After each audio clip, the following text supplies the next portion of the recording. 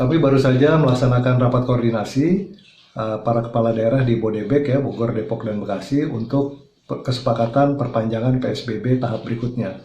Karena besok ini tanggal 28 April PSBB akan berakhir dan rencananya pada hari Senin para kepala daerah ini akan mengirimkan surat kepada Menteri Kesehatan ya, melalui Gubernur Jawa Barat.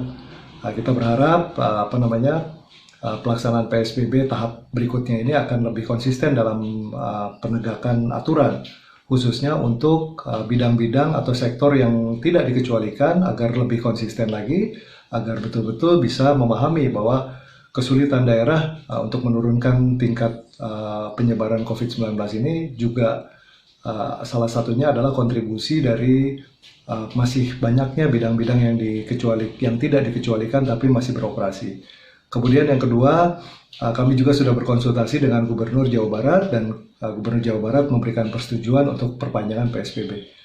Untuk jangka waktu ya, rencananya tadinya kami juga ada berkeinginan untuk menyatukan seluruh waktu yang ada di Jabodetabek, namun menurut Pak Gubernur masing-masing akan kita pertimbangkan untuk tiap 2 minggu saja. Jadi kita kembali kepada aturan dasar, pelaksanaannya akan ditambah 2 minggu dan akan dievaluasi. Kemudian nanti setelah itu tentu akan dievaluasi lagi apakah diperpanjang atau sudah dicukupkan sampai di 2 minggu berikut. Ya.